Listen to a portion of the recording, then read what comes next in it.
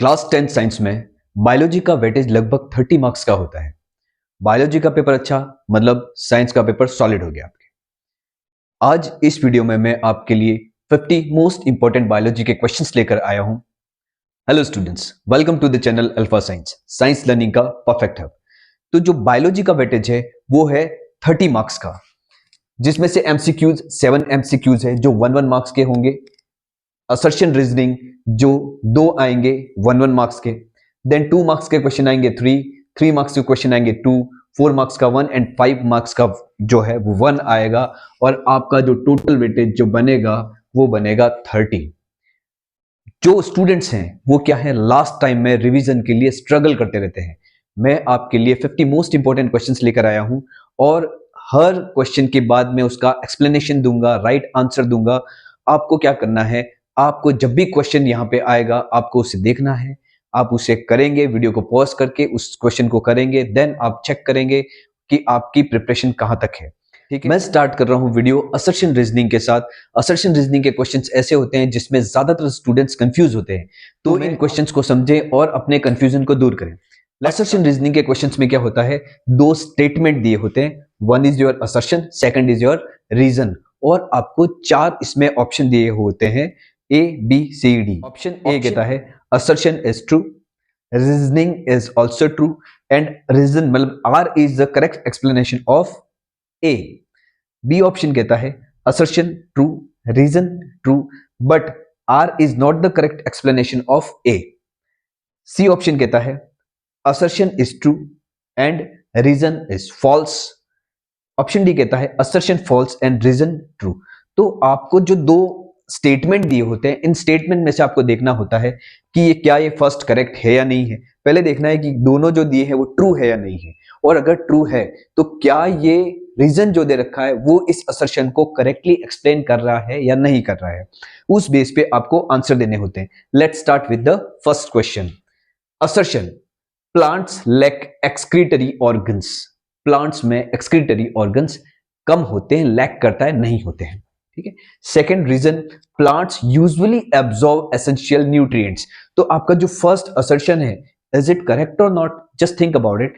Plants lack excretory organs, yes it is correct कि animals की तरह प्लांट्स में एक्सक्रीटरी ऑर्गन्स नहीं होते हैं। वो क्या करते हैं, वो अपने जो वेस्ट प्रोडक्ट्स होते हैं उनको वैक्यूल्स वगैरह में स्टोर करके रखते हैं, और इनकी जो एक्सक्रीशन की प्रोसेस होती है वो भी डिफरेंट होती है, लाइक पत्तियों का गिर जाना और डिफ्यूजन अलग अलग तरीके से होते हैं।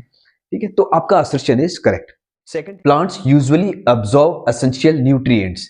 तो प्लांट्स जो होते हैं वो उनके न्यूट्रिएंट्स को क्या करते हैं, एब्सॉर्ब करते हैं, सॉइल से एब्सॉर्ब करते हैं। तो ये भी आपका क्या है, this is also your correct. Reason is also true and assertion is also true, but क्या ये रीजन है इस असर्शन को करेक्ट एक्सप्लेन कर रहा है? नो। ठीक है, कि plants usually absorb essential nutrients, ठीक है, ये एक ट्रू स्टेटमेंट है, और प्लांट्स लैक एक्सक्रीटरी ऑर्गन्स, पर ये क्यों लैक करता है, क्या ये बता रहा है? नहीं बता रहा है। इट मींस हमारा ये होगा is true, reason is true, but R is not the correct explanation of assertion, right? तो इसका जो ऑप्शन हो जाएगा वो हो जाएगा बी। फाइन, इसका ऑप्शन हो जाएगा बी। क्या आपके करेक्ट पर चेक कर लीजिए। नेक्स्ट है assertion, in anaerobic respiration one of the end product is alcohol। anaerobic respiration जो होगा उसमें एक जो end product है वो क्या बनता है, अल्कोहल बनता है। चलिए, is it correct or not? yes it is correct। anaerobic respiration में एक जो end product बनता है वो क्या बनता है, अल्कोहल। किसमें होता है ये होता है आपके yeast में होता है। ठीक है। there is an incomplete breakdown of glucose। तो इसी में ये कह रहा है कि there is an incomplete breakdown of glucose. क्यों? क्योंकि इसमें क्या होता है, रीजन बता रहा है कि ग्लूकोज का जो ब्रेकडाउन हो रहा है, ग्लूकोज जो टूट रहा है वो कैसा हो रहा है, इनकम्प्लीट हो रहा है। तो ये भी क्या है, this is also true. Fine, तो दोनों ट्रू है। ठीक है, एनारोबिक रेस्पिरेशन है, उसमें एंड प्रोडक्ट अल्कोहल है, ट्रू, और there is an incomplete breakdown of glucose, ये भी ट्रू है। और ये जो इसका जो रीजन है वो इसको करेक्ट एक्सप्लेन कर रहा है, क्योंकि इसमें ब्रेकडाउन जो ग्लूकोज का ब्रेकडाउन होता है वो इनकम्प्लीट होता है। That is the reason anaerobic respiration में एंड प्रोडक्ट क्या बनता है, अल्कोहल बनता है। ठीक है, तो ये हो जाएगा आपका आंसर कि ये भी ट्रू है, ये भी ट्रू है, और रीजन इसको क्या कर रहा है, करेक्ट एक्सप्लेन कर रहा है, then the answer would be A. Fine. Next question is arteries are thick walled and elastic in nature. Fine. Arteries have to transport blood away from the heart. Assertion is saying कि arteries क्या होती है, thick walled होती है। Arteries की जो wall होती है वो कैसी होती है, थिक होती है, और वो इलास्टिक होता है, उनका नेचर क्या होता है, इलास्टिक होता है। Then arteries have to transport, reason क्या कह रहा है, arteries have to transport blood away from the heart. देखिए तो ये तो ट्रू है, fine, this is true. Arteries are thick walled and elastic in nature. Arteries have to transport blood away from the heart, बिल्कुल सही, कि arteries क्या करती है, ब्लड को हार्ट से दूर ले जाती है, यानी हार्ट से जो बॉडी पार्ट्स में जो जितनी बॉडी की सेल्स है उसमें जो ब्लड जा रहा है वो किसके थ्रू जाएगा, वो आर्टरीज के थ्रू जाता है।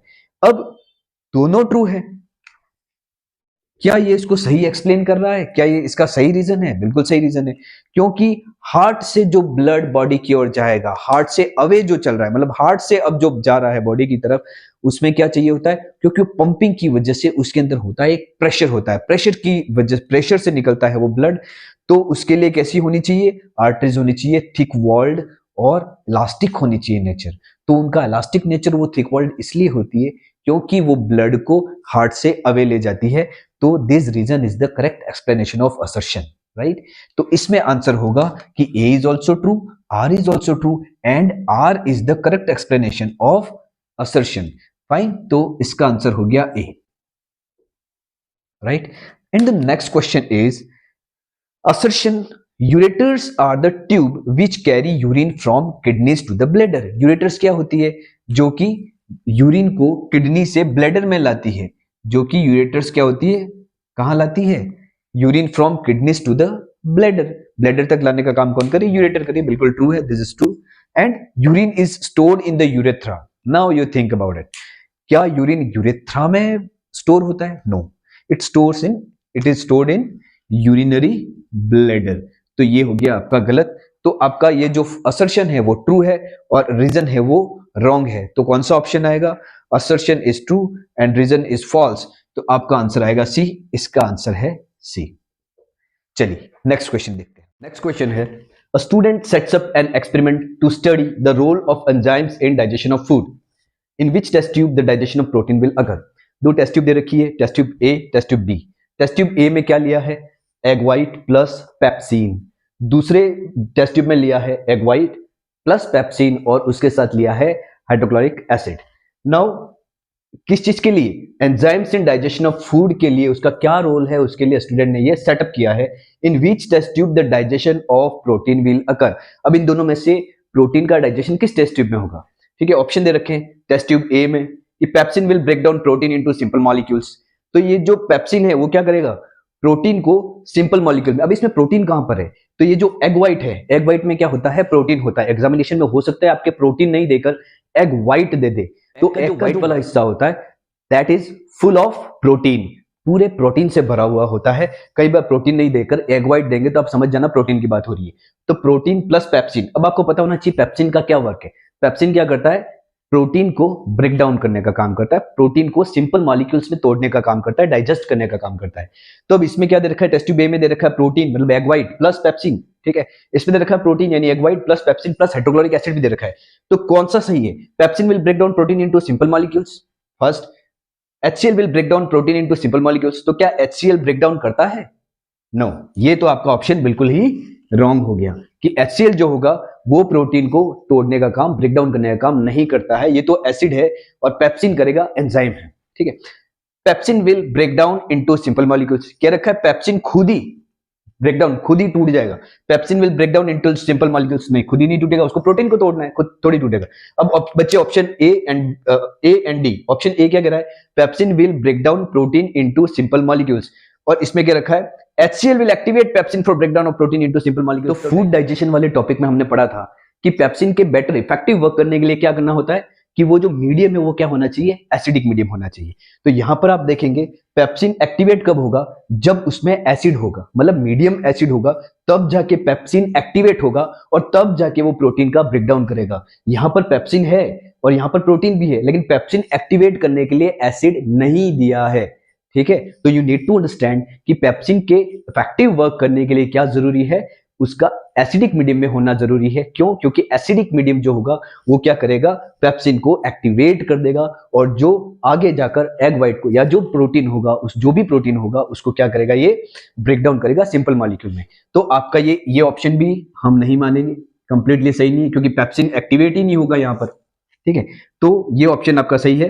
HCl will activate pepsin for breakdown of protein into simpler molecule, आपका ये ऑप्शन सही है। ठीक है, next question, choose the correct path of urine in our body. ये जो सीक्वेंस वाले क्वेश्चन है ये अक्सर पूछे जाते हैं एग्जामिनेशन में। आप जितने भी बायोलॉजी में आपके जो डायग्राम्स हैं और जो फ्लो चलता है, जो सीक्वेंस चलता है, आप ध्यान रखना जितने भी सिस्टम दे रखे हैं उनमें सीक्वेंस कौन सा है वो अच्छे से आप बुक में एक जगह लिख देना। एक्सक्रीटरी सिस्टम हो गया, सर्कुलेटरी सिस्टम हो गया, उसमें जहां जहां भी आपके फ्लो है, कुछ सीक्वेंस है, कोई चीज जा रही है, तो उसको आपको क्या देखना है, उसका सीक्वेंस आपको पता होना चाहिए। ठीक है, तो सीक्वेंशियल एक क्वेश्चन ये एक और हो गया कि choose the correct path of urine in our body. तो यूरिन का सीक्वेंस क्या है प्रॉपर। ठीक है, तो आपको बिल्कुल पता होना चाहिए कि जो आपकी किडनीज है, ठीक है, किडनीज से क्या होता है, ये हो गया आपकी किडनी, ये दोनों साइड में क्या हो गई, यूरेटर, ये क्या हो गई, यूरिनरी ब्लैडर, और ये हो गया यूरेथ्रा। ठीक है, किडनी से फिल्टर होके आपका जो यूरिन है वो इन दोनों पाइप यानी यूरेटर के थ्रू आता है ब्लैडर में, ब्लैडर में स्टोर होता है और स्टोर होने के बाद यूरेथ्रा के थ्रू हम इसको बाहर निकाल देते हैं। तो करेक्ट सीक्वेंस यही हो गया। किडनी कहाँ दे रखा है, ठीक है, किडनी के बाद यूरेटर कहाँ है, ये रहा, यूरेटर के बाद यूरिनरी ब्लैडर ये रहा, और यूरेथ्रा ये रहा। ये ऑप्शन आपका सही है। Next question is what is the direction of deoxygenated blood from right ventricle of the heart. Heart के राइट वेंट्रिकल से ब्लड किस डायरेक्शन में जाएगा। चार ऑप्शन दे रखे हैं, towards the lungs, towards the left atrium of heart, towards the upper body, towards the lower body. देख लेते हैं। मैंने अपने वीडियो में आपको बताया था कि ये जो चार हैं, ठीक है, ऊपर वाले दोनों क्या है, एट्रियम है, नीचे वाले दोनों वेंट्रिकल्स हैं। फाइन, ये कौन सा वेंट्रिकल है, राइट, ये हो गया लेफ्ट वेंट्रिकल। तो वेंट्रिकल की बात आ रही है, राइट वेंट्रिकल। फाइन, तो ये जो दोनों एट्रियम और वेंट्रिकल है किस साइड वाले, लेफ्ट। तो इसमें तो क्या होगा, ऑक्सीजनेटेड ब्लड है, जिसकी यहाँ बात ही नहीं हो रही है, बात हो रही है राइट वेंट्रिकल से ब्लड कहाँ जाता है। तो आपका आइडिया होना चाहिए कि यहां से ब्लड जब एंट्री करता है उसके बाद मतलब लेफ्ट एट्रियम से left ventricle, fine, then left ventricle to the body, all parts of the body, body से अगेन वो आता है ऊपर से एट्रियम से, फिर एट्रियम के बाद वो आएगा डीऑक्सीजनेटेड ब्लड कहां आएगा, राइट वेंट्रिकल, और राइट वेंट्रिकल से वो जाएगा सीधा लंग्स में। तो आपका ऑप्शन क्या होगा, towards the lungs, yes right, towards the left atrium. तो राइट वेंट्रिकल से लेफ्ट एट्रियम में कहां चला जाएगा, ठीक है, रॉन्ग हो गया। Towards the upper body, towards the lower body, सारा गलत है। ठीक है, तो आपको ये चीज ध्यान रखना, आप ये चार बॉक्स याद रखना। ठीक है, ये एट्रियम वेंट्रिकल, एट्रियम वेंट्रिकल, ये ऊपर वाले दोनों जो है एट्रियम है, नीचे वाले वेंट्रिकल, ये कौन सा है, दोनों ये साइड हो गया left, left atrium left ventricle, right atrium right ventricle. अब आपको दिमाग में रखना सर्कुलेशन हो कैसे रहा है, लंग्स टू ब्लड एंट्री करेगा एट्रियम में, लेफ्ट एट्रियम में, फिर आएगा लेफ्ट वेंट्रिकल में, फिर all parts of the body, then again वो आएगा राइट एट्रियम में, राइट एट्रियम से राइट वेंट्रिकल में, फिर वहां से जाएगा लंग्स में। Next, normal blood pressure systolic diastolic is. Normal blood pressure क्या है अपना, तो 120/80 millimetre of mercury, 160/80 millimetre of mercury, 120/60 millimetre of mercury, 180/80 millimetre of mercury. आपको ये आंसर दिमाग में सीधा सीधा रखना है, ये आंसर आपका सही है, 120/80 मिलीमीटर ऑफ मरकरी। नेक्स्ट है, a plant gets rid of excess water through transpiration. What is the method used by plants to get rid of solid waste products? Plants हैं वो क्या कर रहे हैं, एक्सेस वाटर को किस प्रोसेस से एक्सक्रीट कर रहे हैं, वो ट्रांसपीरेशन। ठीक है, तो आपके एक क्वेश्चन में एक आंसर भी हो गया। ठीक है, plant gets rid of excess, gets rid मतलब छुटकारा पाना। तो प्लांट अपना एक्सेस वाटर कैसे बाहर निकालता है, तो निकालता है ट्रांसपीरेशन से। क्वेश्चन ये है कि वो सॉलिड वेस्ट प्रोडक्ट्स अगर उसके होंगे उसके बॉडी में, प्लांट बॉडी में, तो वो कैसे उससे छुटकारा पाएगा, उसको कैसे बाहर निकालेगा। तो पहला shortening of stem, wrong, stem छोटा हो जाएगा, नहीं। Dropping down fruits, fruit waste product है ही नहीं, फ्रूट क्या है, वेस्ट प्रोडक्ट है क्या, नहीं। ठीक है, तो ये भी आंसर गलत। शेडिंग ऑफ येलो लीव्स, तो जो पीली पड़ जाती पत्तियां हैं वो गिरा देता है, बिल्कुल करेक्ट, ये आपका आंसर सही है। ये expansion of roots into soil, कि रूट उसमें बढ़ जाएगी सॉइल में, ये भी गलत है। तो क्या करता है, सॉलिड वेस्ट प्रोडक्ट्स को बाहर निकालने के लिए प्लांट क्या करता है कि उसकी जो येलो लीव्स हो जाती है वही उसका वेस्ट प्रोडक्ट होगा, उसको क्या करेगा, वो नीचे गिरा देता है। तो आपका सी आंसर यहाँ पे करेक्ट है। अगला क्वेश्चन है what is the importance of the urinary bladder in the excretory system. ठीक है, तो आपको जितने भी आपके डायग्राम्स हैं उन डायग्राम की आपकी लेबलिंग पता होनी चाहिए। एग्जामिनेशन में क्या होगा कि आपके जो डायग्राम बना हुआ आएगा और उसमें जैसे जितने भी लेवल है उसमें से किसी एक पे आप वो लिख देगा एक्स और पूछेगा इस एक्स का क्या फंक्शन है, तो आपको पहले तो पता होना चाहिए वो एक्स क्या है। इट मीन्स जितने भी डायग्राम आपके बायोलॉजी की बुक में है उसको आपको लेबलिंग सहित तैयार करना है। ठीक है, तो what is the importance of the urinary bladder in the excretory system. तो कई बार जैसे यूरिनरी ब्लैडर मैंने तो डायरेक्ट लिखा हुआ है, वहां पर एक्स बना हुआ आ गया, तो आपको क्या करना है, आपको डायग्राम तैयार करना है, डायग्राम के साथ उसकी लेबलिंग तैयार करनी है और जितने भी वो पार्ट्स हैं उस डायग्राम के उसका फंक्शन पता होना चाहिए, क्योंकि ऑप्शन में पूछे जाते हैं सारे क्वेश्चन। ठीक है, तो क्या करता है, यूरिन प्रोड्यूस करता है? नहीं, यूरिनरी ब्लैडर, ब्लैडर का मतलब क्या होता है, bladder is a kind of sac, मतलब इट्स अ थैला, और थैले में हम लोग क्या करते हैं, किसी भी थैले में चीज क्या होती है, इकट्ठी होती है बस। तो यूरिन को प्रोड्यूस करता है? नहीं। Filters waste from the blood, blood से वेस्ट को अलग करता है, ब्लड का वेस्ट क्या है, यूरिन है? नहीं, उसको भी अलग नहीं करता ये बिल्कुल। It stores urine till urination, ये आंसर सही है। क्या कर रहा है, स्टोरेज, क्यों, क्योंकि ये बैग है, it's a bag, urinary bladder is a bag, तो it stores urine till urination. जब तक मूत्र विसर्जन की प्रक्रिया नहीं होती है, मूत्र विसर्जन का कार्यक्रम नहीं होता है, तब तक वो क्या करता है, यूरिन को स्टोर करके रखता है। अगर यूरिनरी ब्लैडर नहीं होता क्या होता, सोचो आप। It carries urine from the kidney to outside, गलत है। चलिए, respiration is a reaction, respiration किस टाइप की रिएक्शन, ये तो बहुत इजी सा क्वेश्चन है, आपको पता है। Respiration is a exothermic reaction. क्या होता है exothermic reaction and endothermic reaction? Exothermic reaction क्या होती है, जिसमें हीट जनरेट होती है, राइट, और एंडोथर्मिक रिएक्शन जिसमें हीट यूज होती है। तो जो respiration is the process in which heat is generated. तो आप देखिए, आप सांस जो है, सांस कैसे आ रही है, गर्म है, तो किस टाइप की रिएक्शन है ये, एंडोथर्मिक, एक्सोथर्मिक रिएक्शन है। तो next question is in right atrium blood is drained by pulmonary arteries, pulmonary veins, great veins and great arteries। Again आपको इन सब का फंक्शन पता होना चाहिए। ठीक है, ये हो गया आपका हार्ट एज अ बॉक्स। ठीक है, these are atrium, right? This one is right atrium, this one is left atrium. These are ventricles, right ventricles, left ventricle. Now blood is drain by right atrium में blood कहां से आता है, question ये पूछ रहा है। ठीक है, योर क्वेश्चन इज, तो आपको पहले पता होना चाहिए कि राइट एट्रियम कहां पर है। ठीक है, तो ये हो गया आपका राइट एट्रियम, इसमें ब्लड ड्रेन कहां से आता है, कहां से कौन लाता है इसको इसमें। तो first is pulmonary artery. Now what is pulmonary arteries? आपको एक चीज पता होनी चाहिए कि जितनी भी आर्टरीज होगी उसमें कैसा ब्लड रहेगा, ऑक्सीजनेटेड ब्लड रहता है, लेकिन पल्मोनरी आर्टरी में रहेगा कार्बन डाइऑक्साइड रिच ब्लड। ठीक है, जो कहां जाएगा, लास्ट में लंग्स में जाता है ऑक्सीजनेटेड होने के लिए। तो लास्ट में वो जो आर्टरी, कौन सी आर्टरी, पल्मोनरी आर्टरी, लंग्स में ले जाती है डीऑक्सीजनेटेड ब्लड। कहां से ले जाती है, वो ले जाती है यहां से ले जाने का काम करती है, मतलब राइट वेंट्रिकल से लंग्स तक लाने का काम करती है पल्मोनरी आर्टरी, यहां पे ड्रेन करने का काम नहीं करती है। पल्मोनरी वेन्स क्या है, पल्मोनरी वेन्स जितनी भी वेन्स होगी उसमें डीऑक्सीजनेटेड ब्लड फ्लो करता है। एक है पल्मोनरी वेन जिसमें ऑक्सीजनेटेड ब्लड आएगा, कहां से आएगा, लंग्स टू लेफ्ट एट्रियम, मतलब ये लंग्स है, तो लंग्स से यहां जो ब्लड आ रहा है वो लाने का काम कौन करेगा, पल्मोनरी वेन। तो इट मींस ये भी रॉन्ग आंसर है, हमें देखना है कि राइट एट्रियम में कौन ला रहा है, थर्ड ग्रेट वेन्स।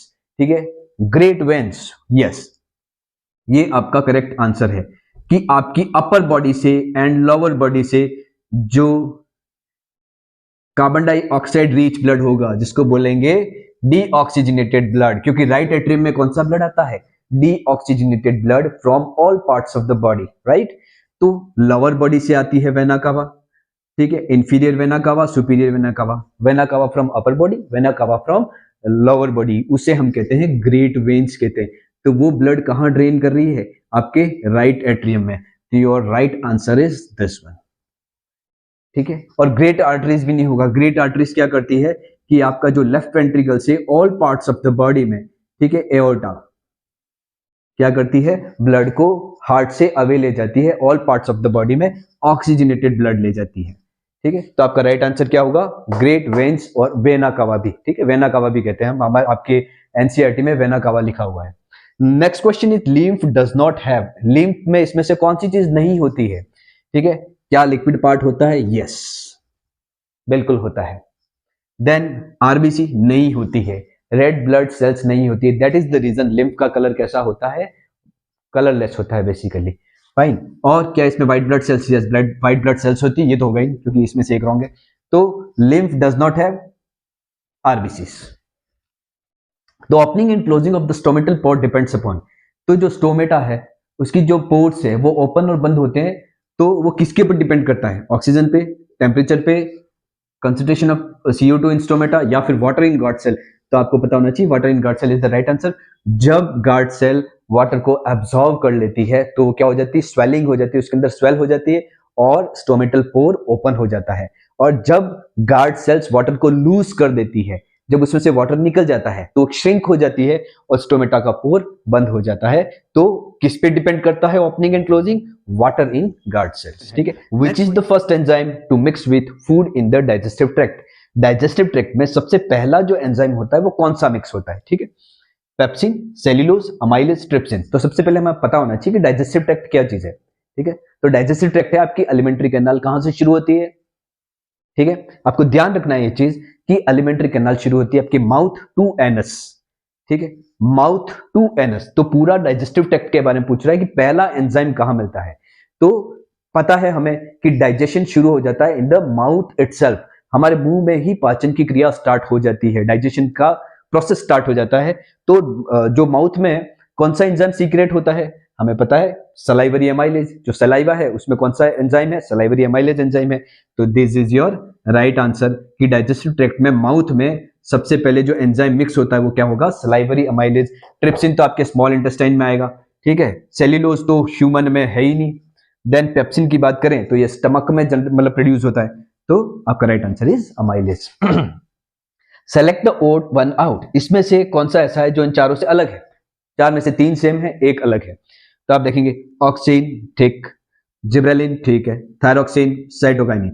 तो आप देखेंगे ये प्लांट हार्मोन है, ठीक है, ये भी प्लांट हार्मोन है, ये भी प्लांट हार्मोन है, और ये क्या है, no this is not a plant hormone. ये कहाँ होता है, ये होता है एनिमल्स में, थायरोक्सिन हार्मोन कहाँ होता है, हमारी बॉडी में होता है thyroxine hormone. Now select the odd one out, again चार ऑप्शन दे रखे हैं, abscisic acid, cytokinin, gibberellin, auxin. यहां देखिएगा चारों प्लांट हार्मोन्स है, पर क्या डिफरेंस है, इनके फंक्शनिंग में डिफरेंस है।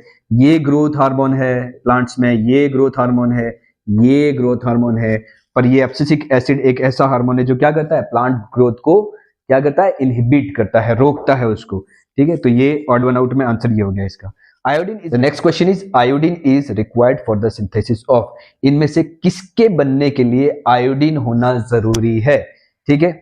तो ग्रोथ हार्मोन तो पिट्यूटरी ग्लैंड, गलत, इंसुलिन नो, पेनक्रियाज, ठीक है, पेनक्रियाज में बनता है।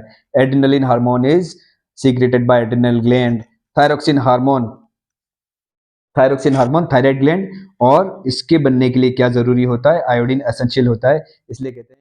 नेक्स्ट क्वेश्चन है विच of the following hormones is produced by N endocrine gland situated on kidney. तो इसके लिए आपको पहले पता होना चाहिए कि किडनी के ऊपर कौन सी ग्लैंड सिचुएटेड होती है, दैट इज एड्रिनल ग्लैंड।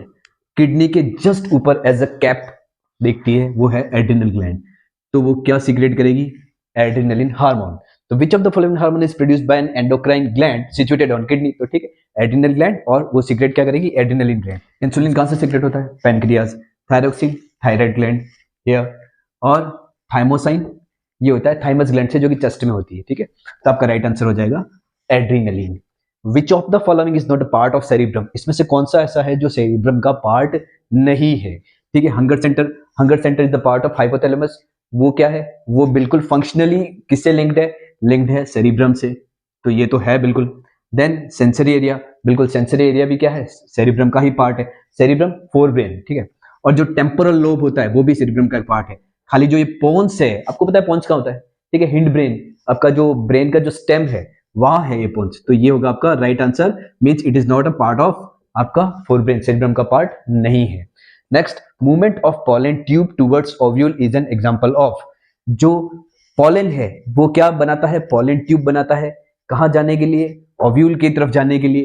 तो ये किस चीज का एग्जांपल है, is it hydrotropism, geotropism, chemotropism, thigmotropism.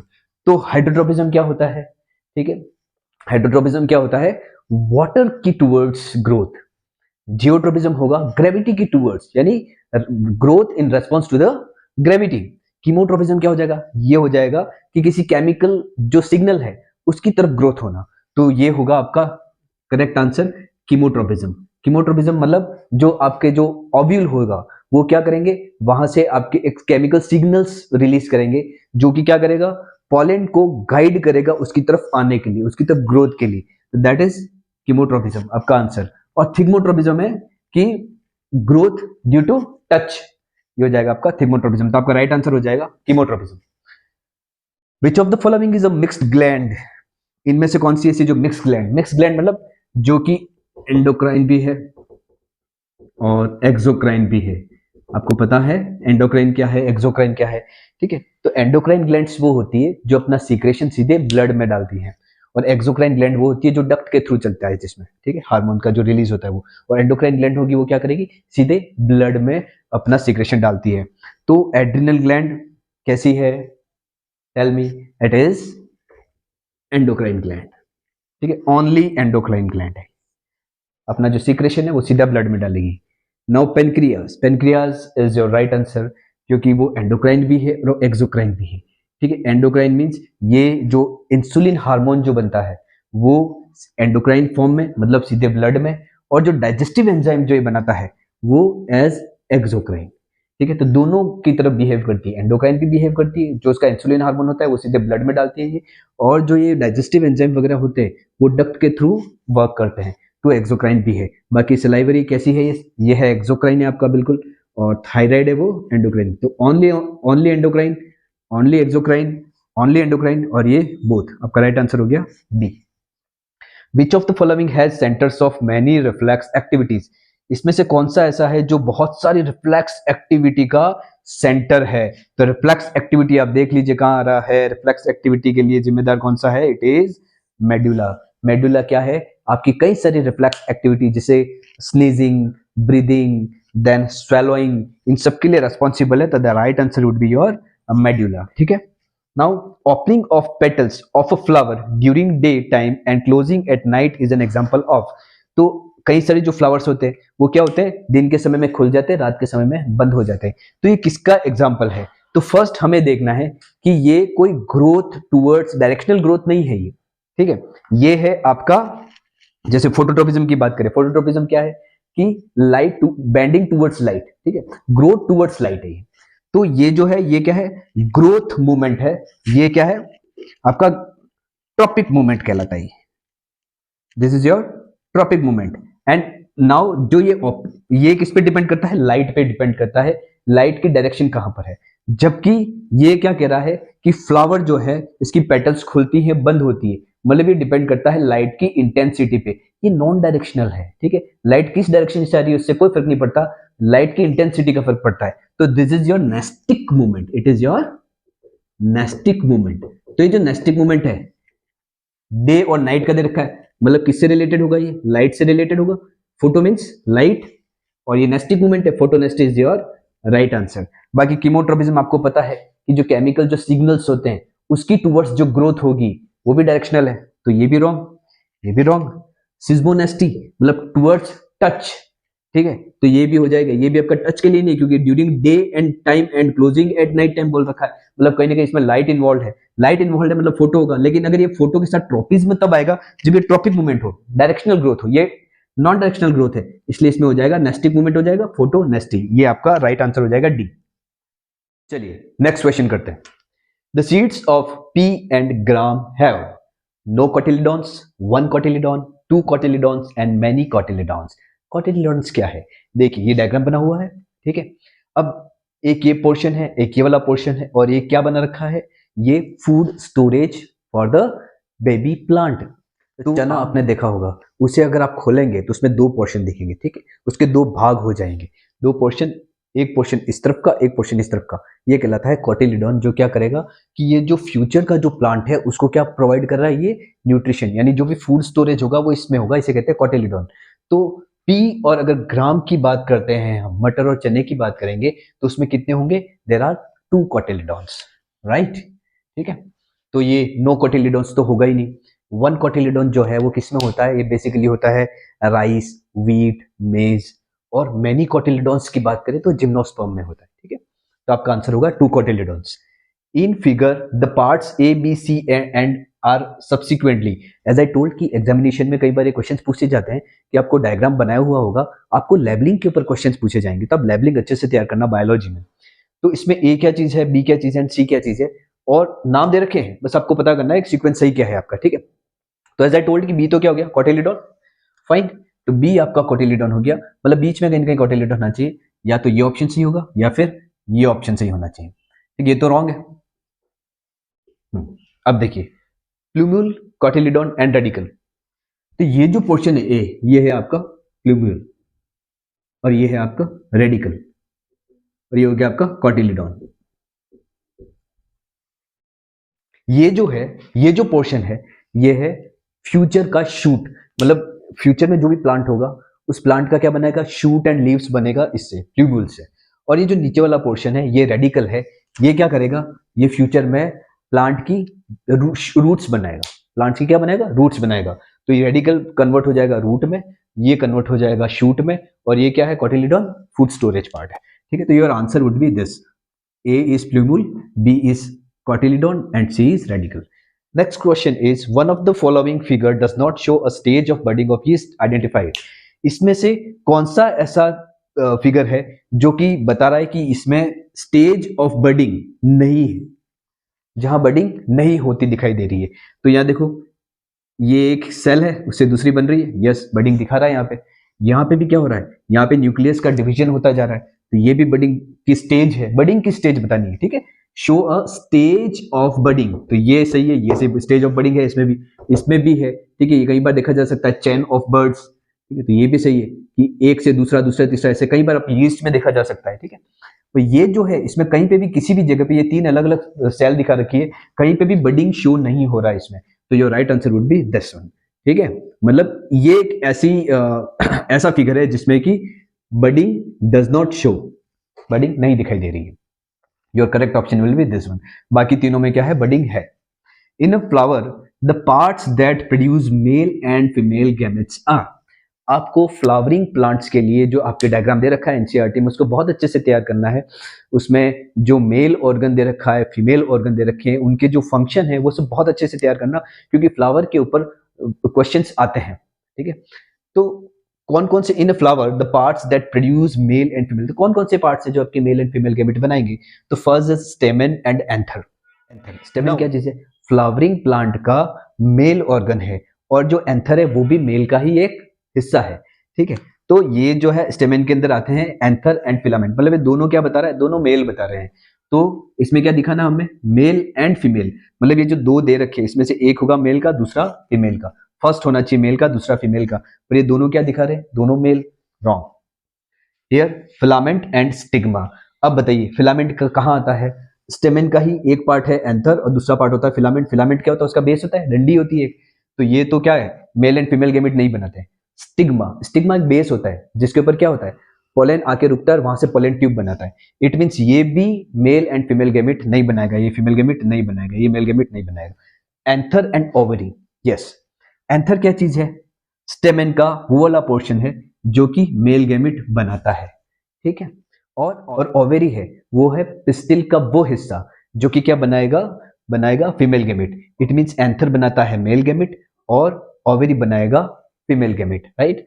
स्टेमन and style, चलिए ये आंसर आपके राइट हो गया, ये आगे है भी नहीं। ठीक है, स्टाइल क्या चीज है, ये है जो फीमेल जो पार्ट है, फीमेल ऑर्गन है, उसमें जो लंबी सी डंडी होती है, जिसे मेल में फिलामेंट होगा वैसी फीमेल में स्टाइल होती है, ये प्रोडक्शन नहीं करती है एग का, मतलब फीमेल गैमेट का, स्टेमन ऑर्गन है पूरा। ठीक है, तो ये आपका आंसर रॉन्ग हो गया। तो आपका राइट आंसर क्या होगा, anther and ovary. Next question is the correct sequence of reproductive stages seen in flowering plant is, आपका जो फ्लावरिंग प्लांट है उसमें करेक्ट रिप्रोडक्टिव स्टेजेस क्या क्या होती है? इजी क्वेश्चन है। Gamete, zygote, embryo, seedling. Zygote gamete तो आपको पता है सबसे पहले क्या होगा, गैमेट फॉर्मेशन होता है, तो सबसे पहले क्या आना चाहिए, गैमेट आना चाहिए। या तो ये सही है या फिर ये सही है। ये सीडलिंग तो सबसे पहले होगी नहीं और ये भी रॉन्ग हो गया। ए और डी में से आंसर क्या सही होगा? तो देखिए गैमेट मिलके क्या बनाते हैं, जाइगोट। ठीक है, जाइगोट मल्टीप्लाई होकर क्या करेगा, इट डेवलप्स इनटू एम्ब्रियो और एम्ब्रियो आगे जाके सीडलिंग। तो आपका ए ऑप्शन ही सही है, क्योंकि दूसरे में तो क्या लिखा है, गैमेट, गैमेट के बाद डायरेक्ट एम्ब्रियो, एम्ब्रियो के बाद जाइगोट। नहीं, गैमेट के बाद जो फ्यूजन होता है दोनों गैमेट्स में तो क्या बनता है, जाइगोट। तो गैमेट के बाद क्या आना चाहिए, जाइगोट, जाइगोट के बाद एम्ब्रियो, एम्ब्रियो के बाद सीडलिंग। आपका ये आंसर करेक्ट है। Now vegetative propagation refers to formation of new plants from. जो वेजिटेटिव प्रोपेगेशन है उसमें नए प्लांट्स का जो फॉर्मेशन होता है वो किस चीज से होता है, तो वेजिटेटिव पार्ट से होगा। वेजिटेटिव प्रोपेगेशन क्या है, एक ऐसा मेथड है रिप्रोडक्शन जिसमें कि जो नया जो प्लांट बनता है वो किससे बनता है, प्लांट के वेजिटेटिव पार्ट से ही बनता है। तो इसमें से वेजिटेटिव पार्ट कौन सा है वो आप देख लो, स्टेम, ठीक है, रूट, ठीक है, फ्लावर वेजिटेटिव पार्ट नहीं है। ठीक है, stem, root and leaves, yes ये वेजिटेटिव पार्ट है। यहां देखो स्टेम, फ्लावर्स नहीं है, एंड फ्रूट्स, फ्रूट्स भी नहीं है, स्टेम है खाली। यहाँ पे स्टेम, लीव्स एंड फ्लावर्स। चलिए स्टेम, लीव्स तो है पर फ्लावर्स, तो वेजिटेटिव पार्ट कौन से हो गए, स्टेम, रूट्स एंड फ्लावर्स। तो ये आपका बी राइट ऑप्शन है। So the next question is what will happen if accessory glands like seminal vesicle, prostate gland is removed in male reproductive system. Male reproductive system से जो accessory glands होती है जैसे seminal vesicle होती है और prostate gland होती है, अगर वो रिमूव कर दी जाए तो क्या इफेक्ट आएगा? चार ऑप्शन दे रखे हैं। Fewer sperms are formed, option A, fewer sperms are formed. तो स्पर्म का जो फॉर्मेशन होता है वो टेस्टिस में होता है, ना कि इन एक्सेसरी ग्लैंड्स में होता है। अगर इनको रिमूव भी कर दिया जाए तो इनके प्रोडक्शन पे कोई असर नहीं आएगा। ये ऑप्शन गलत हो गया। ठीक है, fewer sperms can be stored. तो जो स्पर्म का स्टोरेज होता है वो होता है टेस्टिस के ऊपर, एक पोर्शन होता है जिसको बोलते हैं एपिडिडिमस, तो वहां पर ये होता है।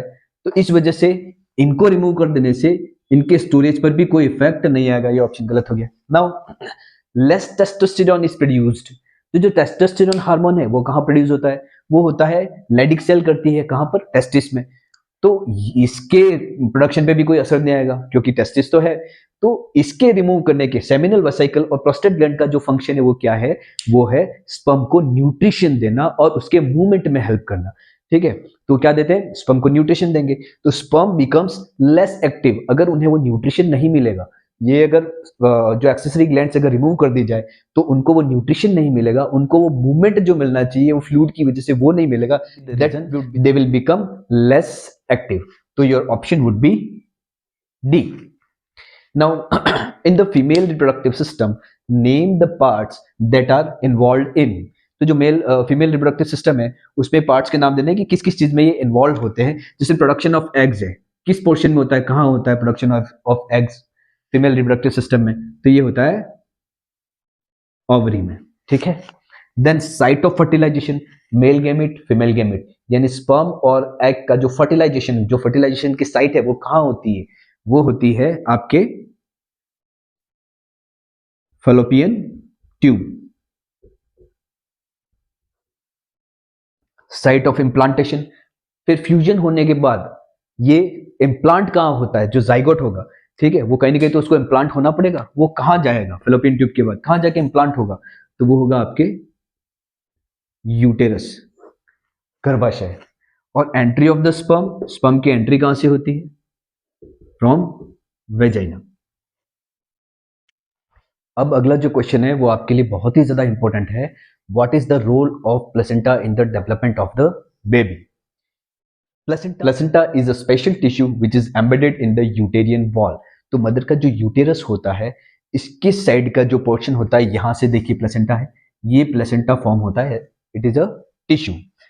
ठीक है, it contains villi on the embryo side of the tissue and blood spaces on the mother side. तो एक प्रकार का टिश्यू बन जाता है और ये क्या होगा, मदर की साइड तो क्या है, ये जो यूटेरस है इसकी वॉल की तरफ देखिए मदर की साइड कहलाएगा क्योंकि ये पूरा यूटेरस है। तो ये बन गया आपका, क्या बन गया, ये ब्लड स्पेसेस है। और यहां देखेंगे आप क्या है, ये विलीज है जो क्या बढ़ा रहे हैं, they are increasing the surface area. ठीक है, तो एम्ब्रियो साइड क्या है, विलीज है, और मदर की साइड क्या है, ब्लड स्पेसेस है। तो it contains villi on the embryo side of the tissue and blood spaces on the mother side, which surround the villi. These provides a large surface area. क्या this? ये villi क्या provide कर रहा है?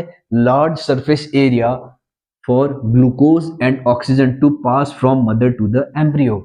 देखिए, male and female gamete से zygote बना था और फर्दर डिवीजन करके एम्ब्रियो में कन्वर्ट हुआ. एम्ब्रियो आएगा कहाँ इम्प्लांट होगा? यूटेरस में इम्प्लांट होगा. अब उसको आगे ग्रोथ और फर्दर डेवलपमेंट के लिए क्या चाहिए? उसको चाहिए ग्लूकोज, चाहिए ऑक्सीजन चाहिए. वो कहाँ से मिलेगा? वो इस प्लेसेंटा के थ्रू ही मिलने वाला है. और ये जो विली है उसकी वजह से क्या हो रहा है? सरफेस एरिया बढ़ जाता है. दैट इज द रीजन उसको जितने भी अमाउंट की चाहिए होती है मदर के ब्लड के थ्रू ही उसको मिल रहा है. ठीक है.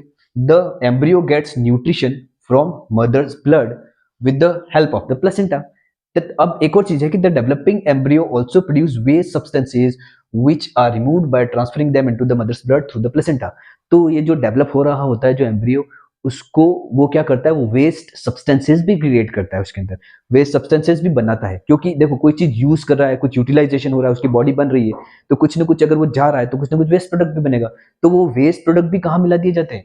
वो इस प्लेसेंटा के थ्रू ही मदर के ब्लड में मिला दिया जाता है और वहां से वो रिमूव हो जाते हैं आगे जाके. Are removed by transferring them into the mother's blood through the placenta. This क्या हेल्प कर रहा है? Providing nutrition, nourishment and removing waste during the development of the baby. Now, why cannot fertilization take place in flower if pollination does not occur? Why cannot fertilization takes place in flower if pollination does not occur? अगर pollination नहीं होता है तो fertilization क्यों नहीं होता? तो बहुत सिंपल सी बात है इसमें कि pollination क्या चीज है? किसी भी फ्लावर में pollination होता है, transfer of pollen grain from anther to stigma. अब क्या कह रहा है? फर्टिलाइजेशन क्यों नहीं होगा? फर्टिलाइजेशन के लिए क्या चाहिए? फर्टिलाइजेशन के लिए मेल गैमेट, ठीक है, प्लस फीमेल गैमेट, इनका फ्यूजन होना पड़ेगा. ठीक है. अब पॉलिनेशन से क्या होता है? पॉलिनेशन से मेल गैमेट फीमेल गैमेट के नजदीक आते हैं. ठीक है. तो पॉलिनेशन का मतलब क्या है? Transfer of pollen grain. Pollen grain क्या कर रहा है? Produces male gamete. ठीक है. तो फीमेल गैमेट तो फ्लावर में है पहले से ही, ओवरी में एग है. नाउ अब जो ये मेल गैमेट है वो कहां से आ रहा है? वो पॉलिनेशन से आ रहा है उस फ्लावर के स्टिग्मा पर. इसलिए पॉलिनेशन बहुत ज्यादा जरूरी है. इसलिए पॉलिनेशन के बगैर फर्टिलाइजेशन कहां से होगा? तो पॉलिनेशन क्या है? Transfer of pollen grain from anther to stigma of a flower. तो जो एंथर है, एंथर से जो पोलन ग्रेन होगा वो उड़ के कहां आएगा? स्टिग्मा पर आएगा. ठीक है. अब पोलन ग्रेन क्या कर रहा है? मेल गैमेट प्रोड्यूस करेगा. ठीक है. Pollination brings the male gamete close to female gamete. अब मेल गैमेट फीमेल गैमेट के पास आ गया. अब आया पॉलिनेशन के बाद. ठीक है. इसलिए pollination is a prerequisite for fertilization. तो फीमेल गैमेट है पहले से ही, पॉलिनेशन क्या कर रहा है? मेल गैमेट को यहां तक लाने का काम कर रहा है, स्टिग्मा तक, और उसके बाद ही फर्टिलाइजेशन होगा. इसलिए फर्टिलाइजेशन के लिए क्या जरूरी है? पॉलिनेशन का होना जरूरी है. और पॉलिनेशन अगर नहीं होता है तो फर्टिलाइजेशन भी नहीं होगा. ठीक है. And the next question is uterus. देखिए, ये बहुत ही इंपॉर्टेंट चीज है, बहुत ही इंपॉर्टेंट क्वेश्चन है. ये बनता है आपके लिए, आपको समझ में आना चाहिए चीज कि जैसे यूटेरस है, ठीक है, यूटेरस क्या करता है? हर मंथ, ठीक है, किसी भी फीमेल में आफ्टर 12 और 13 ऑफ द एज, उनमें क्या करता है? यूटेरस अपने आप को तैयार करता है. किसके लिए? बेबी के लिए. फाइन. सो रिप्रोडक्शन के लिए बेसिकली तैयार करता है.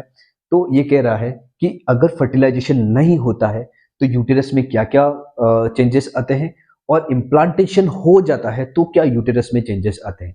ठीक है. तो फर्स्ट क्या होता है कि किसी इम्प्लांटेशन के लिए यूटेरस सबसे पहले अपने आप को हर महीने तैयार करता है. ठीक है. मतलब मेल और फीमेल गैमेट मिलेंगे, उसके बाद जाइगोट बनेगा, जाइगोट से एम्ब्रियो बनेगा, वो एम्ब्रियो इम्प्लांट होगा यूटेरस में. ये हर महीने यूटेरस समझ के रखता है कि ये कोई एम्ब्रियो आएगा, सेटल डाउन होगा, वहां पे इम्प्लांट होगा. इसके लिए यूटेरस अपनी लाइनिंग को पहले से ही तैयार करता है. उसकी वॉल क्या हो जाती है? थिकंड हो जाती है, ताकि वो उसको क्या कर सके? उसको रोक सके, उसको इम्प्लांट कर सके. तो अगर फर्टिलाइजेशन अगर नहीं हुआ तो क्या होगा अब यूटेरस में? ठीक है. अगर फर्टिलाइजेशन नहीं होता है तो क्या होता है? Thickened lining with small blood vessel start degenerating. क्योंकि अब थिकंड लाइनिंग की यानी उस थिक मोटी वॉल की जरूरत ही नहीं यूटेरस के अंदर में, क्योंकि फर्टिलाइजेशन हुआ ही नहीं है. तो इम्प्लांटेशन कहां से होगा? तो इसके लिए वो क्या करती है कि जो भी उनकी लाइनिंग विद ब्लड वेसल्स बनी थी वो क्या होना शुरू हो जाती है? वो डीजनरेट होना शुरू हो जाती है. और क्या रिलीज करती है? It releases mucus, damaged tissue and blood. ये सब बाहर आना शुरू होते हैं थ्रू वेजाइना. इसको हम बोलते हैं मेंस्ट्रुएशन फ्लूइड बोलते हैं. मेंस्ट्रुएशन साइकिल जो होती है उसमें हर मंथ ये चीज होती है, यदि फर्टिलाइजेशन ना हो तो. और अगर फर्टिलाइजेशन होता है तो यूटेरस में क्या चेंजेस आते हैं, ये अगला क्वेश्चन है, ठीक है। This is a different question and this is a different question, पर आपको मैंने दोनों साथ में इसलिए लिखे हैं ताकि आपको समझ में आए, कंसेप्ट समझ में आए कि अगर फर्टिलाइजेशन नहीं हुआ तो क्या होगा, और अगर फर्टिलाइजेशन हुआ तो फिर क्या होगा, इम्प्लांटेशन होगा। अब यूटेरस पे क्या फर्क पड़ेगा, तो क्या है, अब तो उसको थिकन लाइनिंग की जरूरत है, वो जो मोटी वॉल्स बनी ब्लड वेसल्स की, थोड़ा सा अंदर मोटा बना है, उसकी जरूरत पड़ेगी, ठीक है। तो थिकन लाइनिंग मेंटेन रहती है, बिकम्स मोर थिक, और ज्यादा मोटी होती है, और क्या बनता है, placenta develops between the embryo and uterus wall. तो यूटेरस के अंदर एक और चेंजेस आता है, वो आता है कि एम्ब्रियो और यूटेरियन जो वॉल होती है उसके बीच में एक और टिश्यू बनता है जिसे हम क्या कहेंगे, प्लेसेंटा कहते हैं, जिससे क्या करता है, एम्ब्रियो जो होगा वो क्या मिलेगा, उसको न्यूट्रिशन मिलेगा, और अपना जो वेस्ट प्रोडक्ट है वो उसी के थ्रू वो बाहर निकालता है। Let's look at some more questions. Name any two sexually transmitted diseases. So ये क्वेश्चन इंपॉर्टेंट बनता है, एड्स एंड सिफिलिस। आपको what is the extra abdominal sac containing testis called. Testis जो होते हैं वो किस एब्डोमिनल सैक में होते हैं, उसका नाम है स्क्रोटम, ठीक है, scrotum. Done done. Name two intra uterine contraceptive devices, IUCD, तो उसका नाम है loop and copper T, right, you need to remember it, loop and copper T, these are two intra uterine contraceptive devices. It means इनको क्या किया जाता है कि इनको यूटेरियन के अंदर में इंस्टॉल कर दिया जाता है ताकि प्रेगनेंसी ना हो। Next, which part of the brain maintains posture and balance of the body. Brain का ऐसा कौन सा पार्ट है जो कि हमारे पोस्चर और बैलेंस को बनाए रखता है, मेंटेन रखता है, that is cerebellum. Next question बहुत ही इंपॉर्टेंट है, थोड़ा एक्सप्लेन किया है मैंने, ट्रॉपिक मूवमेंट क्या होते हैं और वो कितने टाइप के होते हैं एग्जांपल के साथ। तो देयर आर 5 ट्रॉपिक मूवमेंट जो आपके एनसीईआरटी में दे रखे हैं, phototropism, geotropism, hydrotropism, thigmotropism and chemotropism. तो ये क्या होते हैं, तो ये जो होते हैं वो ग्रोथ मूवमेंट है। Tropic movement is a growth movement है टुवर्ड्स सम स्टिमुलस, कुछ स्टिमुलस होंगे उसकी तरफ वो बढ़ेगा, वो क्या करेगा, बढ़ेगा उस तरफ, ठीक है। तो ट्रॉपिज्म जब भी आए तो आपको ध्यान रखना, it is a directional and growth movement, right. Nastic movement अलग होता है, नेस्टिक मूवमेंट ग्रोथ मूवमेंट नहीं है, बट ये जो मूवमेंट है वो सारे क्या है, ग्रोथ के मूवमेंट है। First phototropism, stimulus light, photo का आपको दिमाग में रखना है, photo means it is a light, ठीक है। Now growth in response to light description, मतलब क्या है कि जहां भी लाइट होगी उस तरफ ग्रोथ हो जाना, that is growth in response to light. Example है shoot bend towards the sunlight, जो शूट्स होती है वो ऑलवेज क्या होती है, वो सनलाइट की तरफ बेंड हो जाती है। आपने देखा होगा प्लांट होगा, प्लांट का जो शूट होगा वो जहां पर भी लाइट होगी उस तरफ बेंड हो जाएगा, और जो रूट होगी वो उसके ऑपोजिट बेंड होगी। इट मीन्स ये जो है शूट बेंड्स टुवर्ड्स सनलाइट, ये है पॉजिटिव फोटोट्रॉपिज्म, ठीक है। And root bends away from sunlight, that is negative. Root का अगर यहाँ पे एग्जांपल देंगे, ठीक है, तो रूट क्या होती है, generally it bends away from sunlight, अंदर की तरफ आप देखेंगे तो ये क्या होगा, ये नेगेटिव फोटोट्रॉपिज्म का एग्जांपल है, नेगेटिव फोटोट्रॉपिज्म का एग्जांपल है। Next is geotropism. जियो से हम ध्यान रखेंगे क्या है, इट इज ग्रेविटी, राइट। तो जियोट्रॉपिज्म क्या है, growth in response to gravity, ठीक है। रूट्स ग्रो डाउनवर्ड, तो रूट्स होती है वो कहाँ है, ग्रेविटी की तरफ चलती है, डाउनवर्ड्स चलती है, और शूट्स ग्रेविटी से ऑपोजिट ऊपर की तरफ चलता है। तो ये भी क्या है, ये भी एक स्टिमुलस है ग्रेविटी, और उसके रेस्पॉन्स में ग्रोथ हो रही है, शूट की नेगेटिव और रूट की पॉजिटिव, यानी टुवर्ड्स ग्रेविटी, और ये ऑपोजिट टू द ग्रेविटी। तो रूट्स ग्रो डाउनवर्ड, ठीक है, तो ये क्या हो गया, पॉजिटिव जियोट्रॉपिज्म हो गया। और shoots grow upward opposite to the gravity, तो ये क्या हो गया, नेगेटिव जियोट्रॉपिज्म हो गया। नेक्स्ट है हाइड्रोट्रॉपिज्म। हाइड्रोट्रॉपिज्म क्या है, स्टिमुलस है वाटर, वाटर की तरफ ग्रो करना, growth in response to the water. तो roots grow toward source of water, तो आप पाएंगे कि जमीन के अंदर में कहीं पर भी पानी होगा तो रूट्स उस तरफ चलना शुरू कर देती है जहां पर क्या होगी, पानी होगा। तो ये क्या है, ये एग्जांपल है हाइड्रोट्रॉपिज्म का, hydro water. Next thigmotropism. Thigmotropism है touch, growth in response to touch, touch करेंगे और वो ग्रोथ होगी उस जगह पे, ठीक है। Tendrils coiling around the support, आपने देखा होगा कई सारी जो छोटे छोटे प्लांट्स होते हैं उनके टेंड्रिल्स होते हैं पतले पतले, कोई सपोर्ट मिलेंगे उसके चारों ओर ये लपेट जाते हैं, ठीक है, वो लपेटते हुए वहां पे ग्रोथ करना शुरू कर देते हैं। वो टच मिलेगा और वहां पे वो ग्रो करना शुरू कर देंगे। तो वो क्या है, वो थिग्मोट्रोपिज्म है। इसको कभी भी आप मिक्स मत करना टच मी नॉट प्लांट से। Touch me not plant thigmotropism में नहीं आता है, वो आता है थिग्मोनेस्टी में आता है। That is a nastic movement, वो कहीं पर भी ग्रोथ मूवमेंट में नहीं है। That's not a growth movement. वो क्या चीज है, थिग्मोनेस्टी है, नेस्टिक मूवमेंट है कि आप टच कर रहे हो तो क्या हो रहा है, बंद हो रहा है, थोड़ी देर बाद वो अपने आप खुल जाएगा। ठीक है, ग्रोथ मूवमेंट इसमें नहीं है। इसमें क्या है, ग्रोथ मूवमेंट है, ट्रोपिज्म है। ट्रोपिज्म में डायरेक्शनल और ग्रोथ मूवमेंट होगा। ठीक है, तो ये हो गया आपका thigmo. Next chemotropism, it is growth in response to chemical substance. Chemical इसमें स्टिमुलस होता है।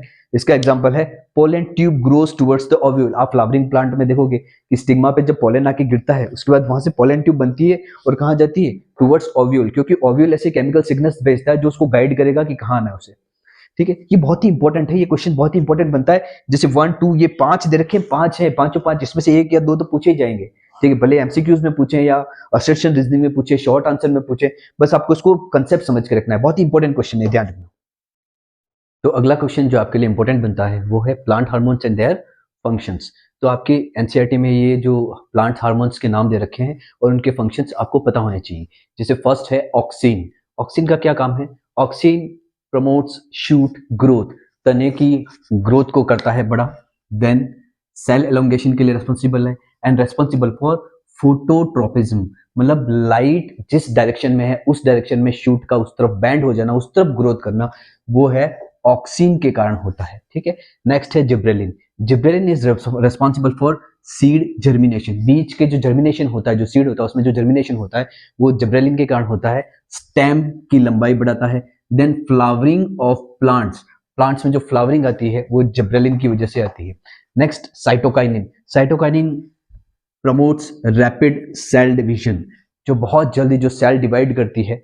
ठीक है, ग्रोथ। ठीक है, तीनों, ये भी ग्रोथ, ये भी ग्रोथ और ये भी ग्रोथ, तीनों ग्रोथ हार्मोन्स है। And delays the ageing of leaves, पत्तियों की जो एज है उनको क्या करता है, धीमा करता है, रोकता है। एंड नेक्स्ट है एब्सिसिक एसिड। ठीक है, इन तीनों से विपरीत ऑपोजिट एब्सिसिक एसिड जो है वो क्या है, एक प्रकार का इनहिबिट है, मतलब ये चीजों को रोकता है, ये ग्रोथ को रोकता है, growth inhibitor. Then promotes leaf wilting.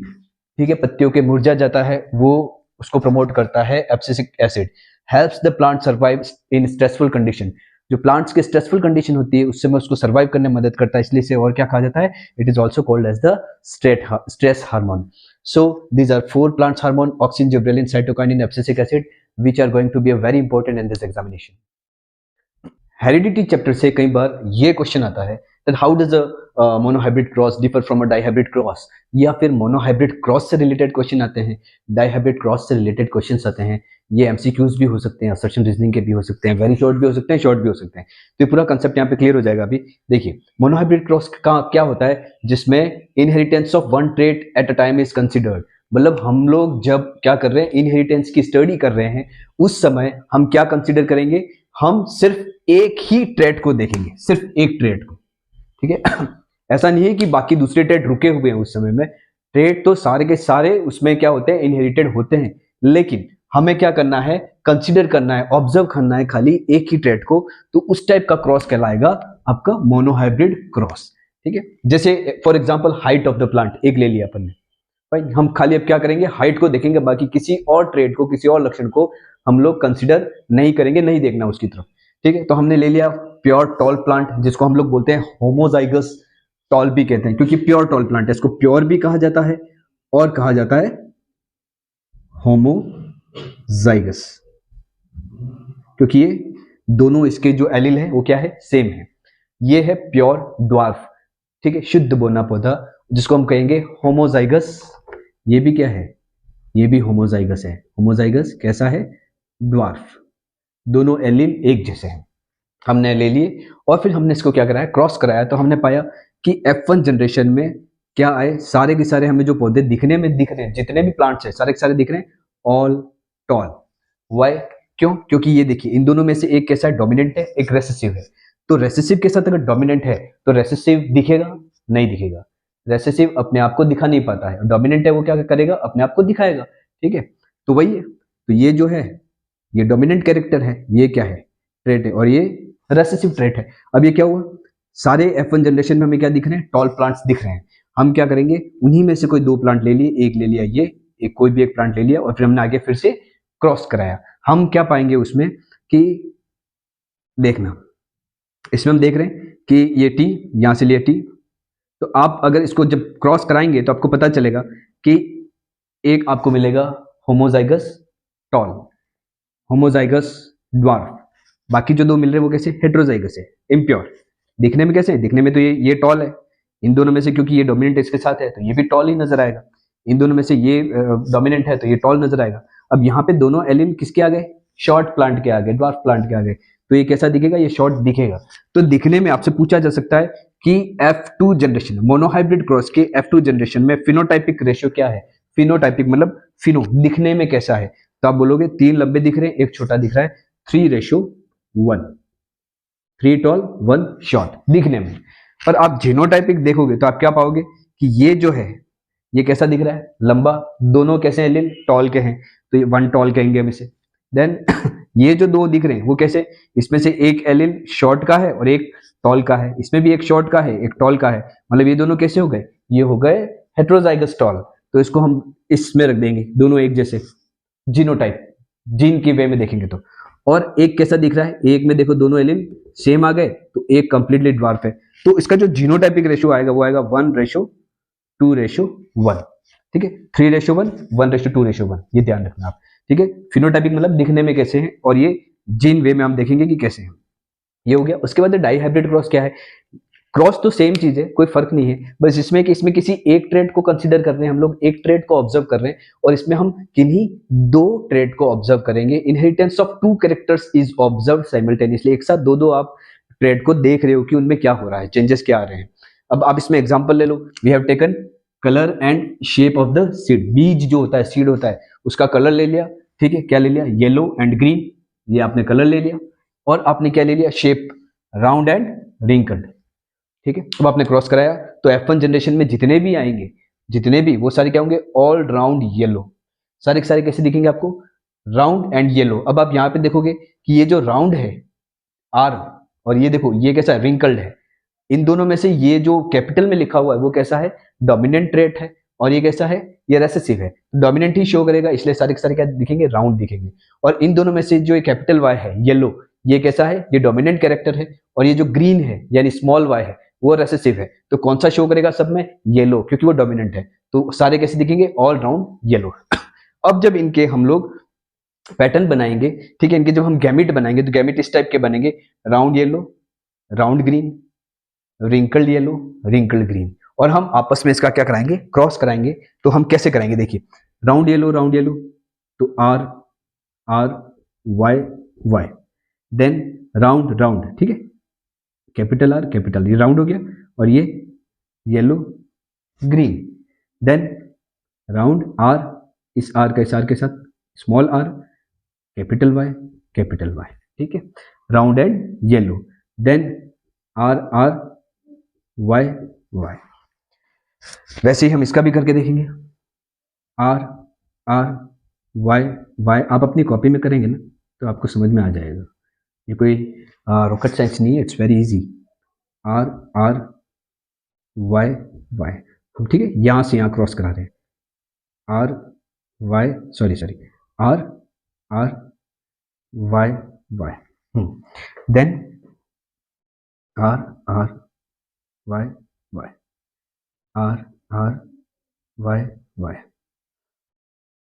2 small r हो गए, 2 कैपिटल Y हो गए, देन 2 स्मॉल r, देन एक कैपिटल Y है एक स्मॉल y है, then capital R small r, capital Y small y, then R R Y Y, R R Y Y and R R Y and Y।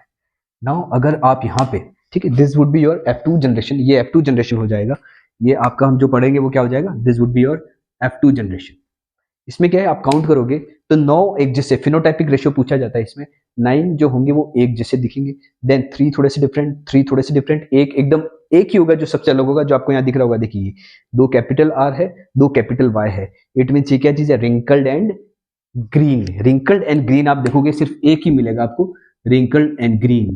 और सबसे ज्यादा आपको कौन से मिलेंगे? Round yellow. देखो ये राउंड येलो है, ठीक है, राउंड येलो हो गया, राउंड येलो, बिल्कुल राउंड येलो। ये स्मॉल वाई का होने से कोई मतलब नहीं है, क्योंकि इसके साथ क्या है, इसके साथ डोमिनेंट ट्रेट लगा, डोमिनेंट लगा हुआ एलील है, तो इसका मतलब ये क्या है कि डोमिनेंट है तो दिखेगा यही round yellow. 1 2 round yellow, 3 round yellow, 4 round yellow, 5 round yellow. ये राउंड येलो नहीं है, राउंड ग्रीन हो जाएगा, राउंड येलो, ठीक है, round yellow, round yellow, round yellow. कितने हो गए राउंड येलो? 1 2 3 4 5 6 7 8 9 हो गए, 9। 1 भी मैंने बता दिया, ये रहा। वैसे 3 है जो बीच में थोड़े डिफरेंट मिलेंगे। तो आपको क्या रखना है इसमें, आपको तो पता होना चाहिए मोनोहाइब्रिड क्रॉस क्या है, एक डाइहाइब्रिड क्रॉस क्या है। उसके बाद इसमें जो आपको F1 और F2 जनरेशन, तो बेसिकली F2 जनरेशन ही पूछते हैं, क्योंकि F1 जनरेशन में तो जैसे इसमें भी ऑल टॉल प्लांट्स, इसमें भी आएगा ऑल राउंड येलो, तो ज्यादा वो पूछते नहीं। पूछेंगे क्या पूछेंगे आपसे, पूछेंगे रेशियो पूछ सकते हैं, या फिर ये आपको बोलेंगे कि इसको डेपिक्ट करके बताओ कैसे बनता है, कैसे होगा, ठीक है। तो आप इस तरीके से करना है आपको। अब इसमें क्या रेशियो जो है वो क्या क्या याद रखोगे, फिनोटाइपिक रेशियो जो है मोनोहाइब्रिड क्रॉस में 3:1 एंड जीनोटाइपिक रेशियो 1:2:1। एंड यहां पर आपको फिनोटाइप रेशियो ही पूछेंगे, क्योंकि जीनोटाइप पूछेंगे तो बहुत लंबा हो जाता है, तो आपको फिनोटाइप रेशियो पूछा जाएगा, तो दैट वुड बी योर 9:3:3:1 किसमें, डाइहाइब्रिड क्रॉस में, ठीक है। अगला क्वेश्चन हेरिडिटी चैप्टर से, जो कि बहुत ही इंपॉर्टेंट है, मतलब आप मान के चलो कि पूरा की पूरा चैप्टर है ये।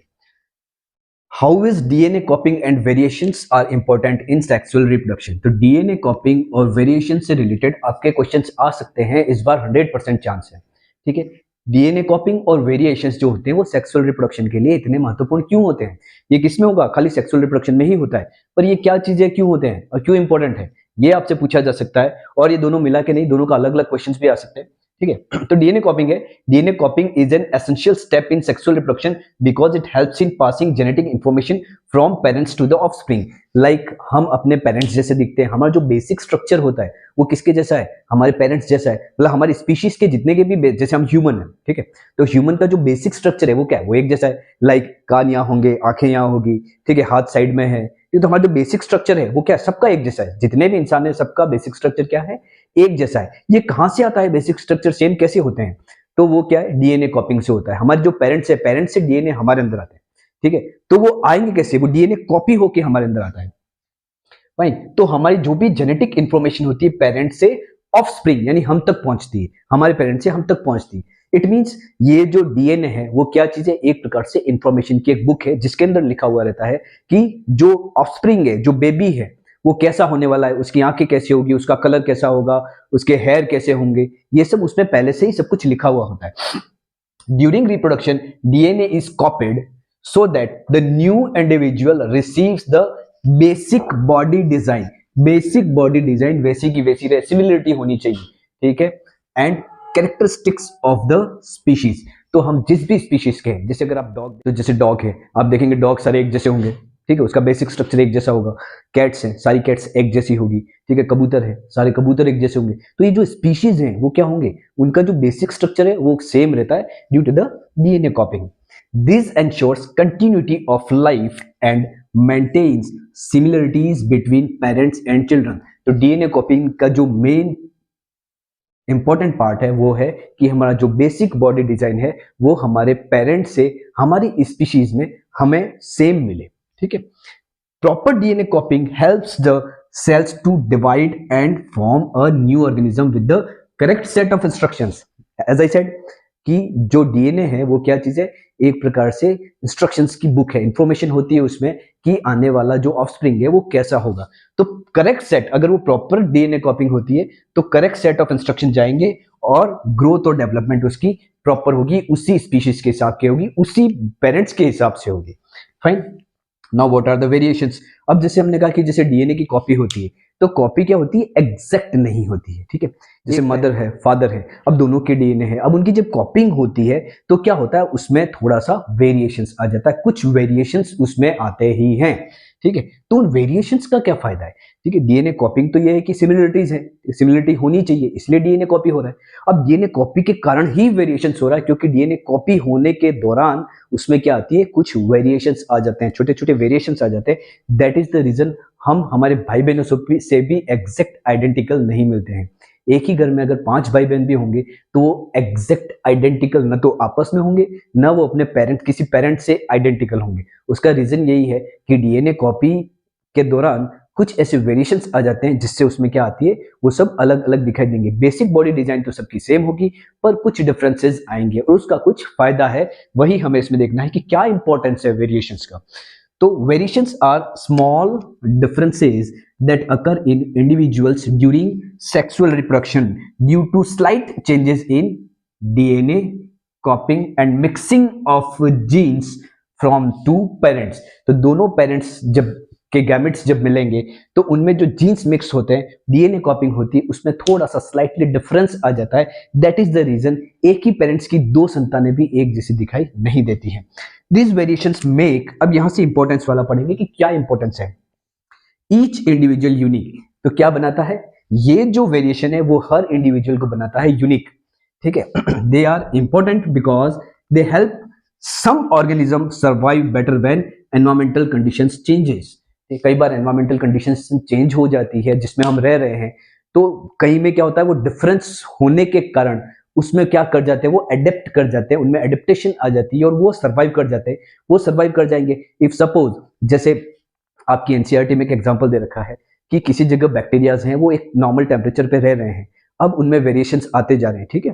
अब क्या होता है कि अगर वो जो वहां जिस पॉन्ड में रह रहे हैं या जिस पानी में रह रहे हैं उसका टेम्परेचर राइज हो गया, तो क्या होगा, उसमें से कुछ बैक्टीरिया सर्वाइव कर जाएंगे, क्योंकि उनके अंदर क्या है, उनके अंदर ऐसे वेरिएशंस आ जाएंगे जो कि उस एनवायरमेंट में, उस बड़े हुए टेम्परेचर में रहने के लिए एडेप्टेशन होगा, ठीक है।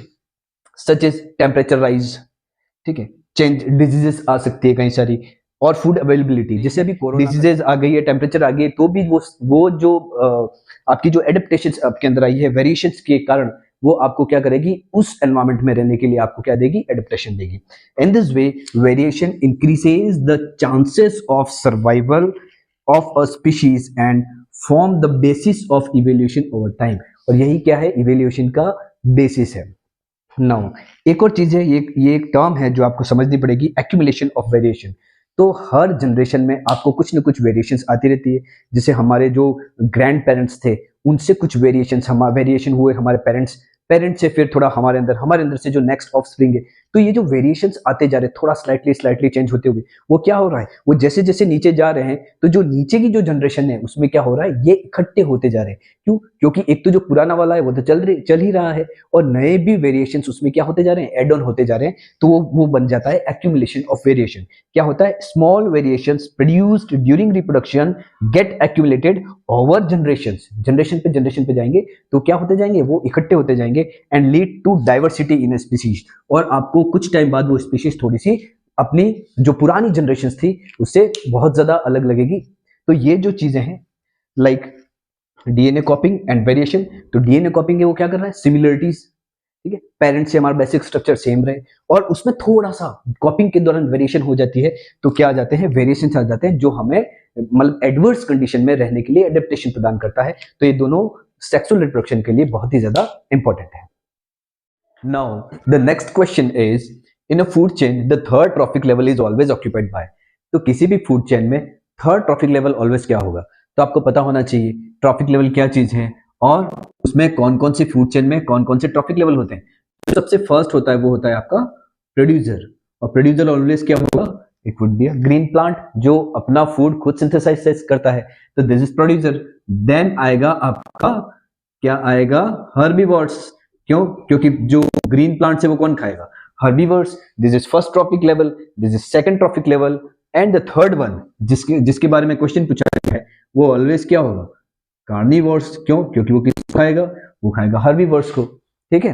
तो आंसर क्या आएगा यहाँ पे कि in a food chain the third trophic level is always occupied by. तो ध्यान रखें, first trophic level would be producer, second would be जो प्रोड्यूसर को खाते हैं, क्या है वो, हर्बीवर्स, और जो थर्ड ट्रॉफिक लेवल होगा वो क्या होगा, कार्निवर्स होगा। आंसर आपके होगा ए, ठीक है। Accumulation of non-biodegradable pesticides in the food chain in increasing amount at each higher trophic level is known as। अब क्या होता है, देखिए ऐसे प्रोडक्ट, ऐसी सब्सटेंसेस जो कि एनवायरमेंट में डिग्रेड नहीं होते हैं टाइम के साथ, वो सारे कहलाते हैं नॉन बायोडिग्रेडेबल सब्सटेंसेस। अब जब वो क्या होते हैं, वो अगर किसी भी फूड चेन में एक्यूमुलेट होते चले जाते हैं तो वो क्या होते जाते हैं, इंक्रीज होते चले जाते हैं। लाइक फॉर एग्जाम्पल, ह्यूमन अपनी फसल्स को बचाने के लिए क्या करता है, वो पेस्टिसाइड के यूज करते हैं। अब पेस्टिसाइड क्या है, फसल के अंदर जा रहे हैं, सॉइल के अंदर जा रहे हैं, या फिर वॉश डाउन होकर कहाँ जा रहे हैं, रिवर्स या वाटर बॉडीज में जा रहे हैं। वहां से प्लांट्स क्या करता है, उनको टेकअप कर लेता है, दूसरे मिनरल्स और वाटर के साथ उसको क्या करता है, ले लेता है अंदर। अब वो वहां पे क्या हो रहा है, बायोडिग्रेडेबल नॉन बायोडिग्रेडेबल है, इस वजह से वो वहां पे एंड अप तो होगा नहीं, खत्म तो होगा नहीं। अब वो जो प्लांट को या उस पानी को जो भी यूज कर रहा है, जो भी इफ सपोज वाटर बॉडी में रहने वाले प्लांट्स हैं या फिर एनिमल्स हैं, तो वो उनमें चला जाएगा। अब छोटी छोटी फिशेज हैं, उनमें वो इकट्ठा होना शुरू हो जाएगा, क्योंकि वो छोटी छोटी फिशेज है, बहुत सारा पानी ले रही है उसके अंदर, तो उसके अंदर एक्यूमुलेट हो रहा है। अब उन छोटी फिशेज को कौन खा रहा है, बड़ी फिश खा रही है। बड़ी फिशेज बहुत सारी फिशेज को खाएगी, छोटे फिशेज को, तो उसके अंदर क्या हो जाएगा, वो वापस इकट्ठा होता जा रहा है। क्योंकि ये नॉन बायोडिग्रेडेबल है, वो खत्म नहीं होगा, वो एक्यूमुलेट होता जा रहा है। और जैसे जैसे फूड चेन में हायर लेवल पे चल रहे हैं, वैसे उसमें ये इंक्रीज होता जा रहा है। और फिर लास्ट में इफ सपोज बड़ी मछली को कौन खाए, इफ सपोज ह्यूमन बीइंग अगर उसको वो खाता है, तो उसमें क्या हो जाएगा, उसमें उसकी मात्रा सबसे ज्यादा हो जाती है। तो वो कहलाता है biological magnification. Accumulation of non-biodegradable pesticides in the food chain in increasing amount at each higher trophic level is known as biological magnification. Next question है, difference between biodegradable and non biodegradable substance. ये important बनता है आपके लिए, आपको पता होना चाहिए बायोडिग्रेडेबल सब्सटेंसेस क्या है और नॉन बायोडिग्रेडेबल सब्सटेंसेस क्या चीज है। तो बायोडिग्रेडेबल सब्सटेंसेस ये वो चीज है, substances that can be broken down naturally by micro organisms, जो कि नेचुरली एनवायरमेंट में लॉन्ग टाइम तक नहीं रहते हैं और खत्म हो जाते हैं। माइक्रो ऑर्गेनिज्म उन पर अटैक करके उनको खत्म कर देते हैं, तो वो क्या कहलाते हैं, बायोडिग्रेडेबल कहलाते हैं। They do not stay in the environment for a long, वो एनवायरमेंट में ज्यादा टाइम तक नहीं रहते हैं। अगर इफ सपोज कोई कैट है, वो मर चुकी है, ठीक है, या डॉग है, वो रास्ते में पड़ा हुआ है, मर गया है, अब देखेंगे आपकी, एक दिन देखेंगे, 2 दिन देखेंगे, 3 दिन देखेंगे, आप देखना उसको कि वो डीके होता चला जाएगा, खत्म होता चला जाएगा। और 20 दिन बाद देखोगे तो वहां उसकी क्या मिलेगी, खाली बोन्स मिलेगी। ठीक है, इट मीन्स वो क्या हो रहा है, दैट इज बायोडिग्रेडेबल। एग्जाम्पल है बहुत सारे, जैसे अपना खाना है, फूड है, पत्तियां हैं, पेपर्स हैं, ये सारे क्या है, बायोडिग्रेडेबल है। Now I talk about the non biodegradable, दो substances that can not be broken down naturally by micro organism. वो ऐसे सब्सटेंसेस जो नेचर में काफी लॉन्ग टाइम तक पड़े रहते हैं और वो माइक्रो ऑर्गेनिज्म के द्वारा नेचुरली डिग्रेड नहीं होते हैं, वो नॉन बायोडिग्रेडेबल कहलाते हैं। They remain in the environment for a long and causes pollution, और ये क्या क्रिएट करते हैं, पॉल्यूशन क्रिएट करते हैं। प्लास्टिक, ग्लास, मेटल, ये सारे आ गए नॉन बायोडिग्रेडेबल। तो ये जो पेस्टिसाइड की यहाँ जो बात करी थी, वो भी क्या है, वो भी नॉन बायोडिग्रेडेबल है और ये एक्यूमुलेट होता रहता है। और जैसे जैसे ट्रॉफिक लेवल में हम ऊपर की ओर जाएंगे, ये क्या होगा, एक्यूमुलेशन की वजह से इसकी जो क्वांटिटी है वो इंक्रीज हो जाएगी। That is the reason we call it as a biomagnification. The next question is, what is 10% law in an ecosystem. Ecosystem में 10% लॉ क्या है? It states that only about 10% of the energy is transferred from one trophic level to the next in a food chain. किसी भी food chain में सिर्फ 10% energy होगी, वो एक ट्रॉफिक लेवल से दूसरे ट्रॉफिक लेवल में ट्रांसफर होगी। इफ सपोज देखिए, यहाँ देखिएगा, ग्रास को कौन खा रहा है, डियर को कौन खा रहा है, लायन।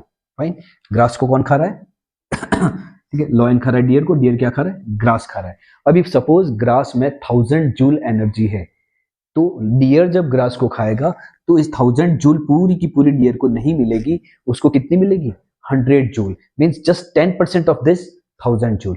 और उसके बाद इस हिरण को अगर ये लॉयन खाता है तो इसका भी इसको क्या मिलेगा, जस्ट 10%, मींस 10 जूल ओनली। 10% होता है वही उस एनर्जी उसको मिलती है, और बाकी एनर्जी कहाँ चली जाती है, बाकी एनर्जी जाती है उसकी ग्रोथ में, मूवमेंट में, क्योंकि कोई भी ऑर्गेनिज्म होगा वो ग्रोथ कर रहा है, मूवमेंट कर रहा है, रिप्रोडक्शन कर रहा है, बहुत सारी इंटरनल प्रोसेसेस भी चल रही है, तो वो जो एनर्जी उसके पास है वो उसमें खत्म होगी। बाकी जो 10% है वो नेक्स्ट ट्रॉफिक लेवल में जाएगी, यही 10% लॉ है। एक बार मैं रीड कर लेता हूं। It states that only about 10% of the energy is transferred from one trophic level to the next in a food chain. Remaining 90% of energy is used by organism for their life processes like growth, movement and reproduction. The next question is, what percentage of solar radiation is captured by plants?